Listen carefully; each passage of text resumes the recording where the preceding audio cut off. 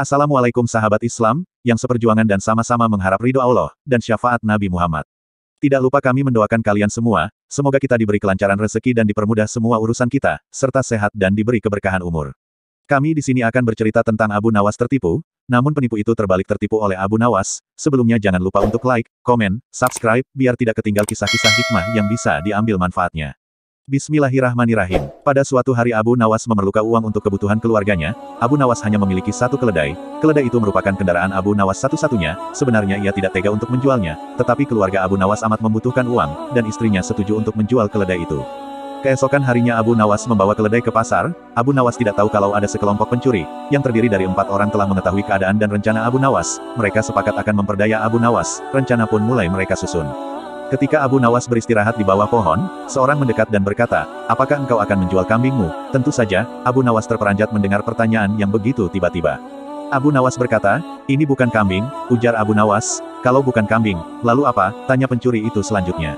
"Keledai," jawab Abu Nawas. "Kalau engkau yakin itu keledai, jual saja ke pasar dan tanyakan pada mereka," kata komplotan pencuri itu sambil berlalu pergi. Abu Nawas tidak terpengaruh, kemudian ia meneruskan perjalanannya. Ketika Abu Nawas sedang menunggangi keledai, pencuri kedua menghampirinya dan berkata, "Mengapa kau menunggang kambing?" ujar pencuri itu. "Ini bukan kambing tapi keledai," tegas Abu Nawas. "Kalau itu keledai aku tidak akan berkata seperti itu, dasar orang aneh.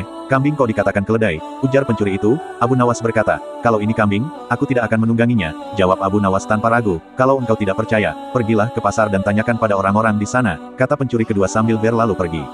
Abu Nawas pun belum terpengaruh dan ia tetap berjalan menuju pasar. Pencuri ketiga datang menghampiri Abu Nawas, seraya berkata, "Hai Abu Nawas, akan kau bawa kemana kambing itu?" Mendengar pertanyaan itu, kali ini Abu Nawas tidak segera menjawab. Abu Nawas mulai ragu, sudah 3 orang mengatakan kalau hewan yang dibawanya adalah kambing. Pencuri ketiga tidak menyia-nyiakan kesempatan, makin merecoki otak Abu Nawas, seraya berkata, "Sudahlah, biarpun kau bersikeras hewan itu adalah keledai, nyatanya itu adalah kambing," ujar pencuri itu.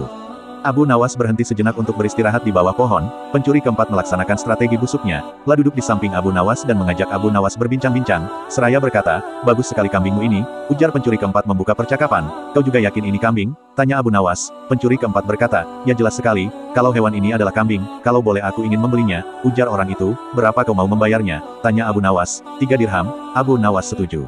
Setelah menerima uang dari pencuri keempat kemudian Abu Nawas langsung pulang. Setiba di rumah Abu Nawas dimarahi istrinya seraya berkata, "Jadi keledai itu hanya engkau jual 3 dirham lantaran mereka mengatakan bahwa keledai itu kambing?" Abu Nawas tidak bisa menjawab, merasa salah dan bingung, hanya mendengarkan ocehan istrinya dengan setia sambil menahan rasa dongkol. Kini ia baru menyadari kalau sudah diperdayai oleh komplotan pencuri yang menggoyahkan akal sehatnya.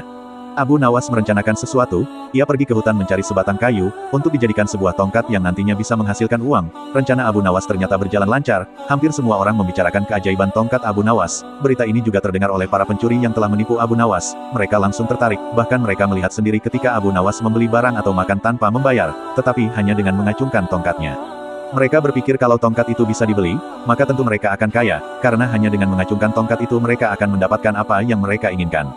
Akhirnya mereka mendekati Abu Nawas dan berkata, "Apakah tongkatmu akan dijual?" Abu Nawas menjawab, "Tidak," jawab Abu Nawas dengan cuek, "tetapi kami bersedia membeli dengan harga yang amat tinggi," ujar kata mereka. Abu Nawas bertanya, "Berapa?" ujar Abu Nawas pura-pura merasa tertarik. 100 dinar uang emas, kata mereka tanpa ragu-ragu. "Tetapi tongkat ini adalah tongkat wasiat satu-satunya yang aku miliki," kata Abu Nawas sambil tetap berpura-pura tidak ingin menjual tongkatnya. "Dengan uang 100 dinar engkau sudah bisa hidup enak," ujar mereka makin penasaran pada tongkat yang dipegang Abu Nawas. Abu Nawas diam beberapa saat sepertinya merasa keberatan sekali. "Baiklah kalau begitu," kata Abu Nawas kemudian sambil menyerahkan tongkatnya.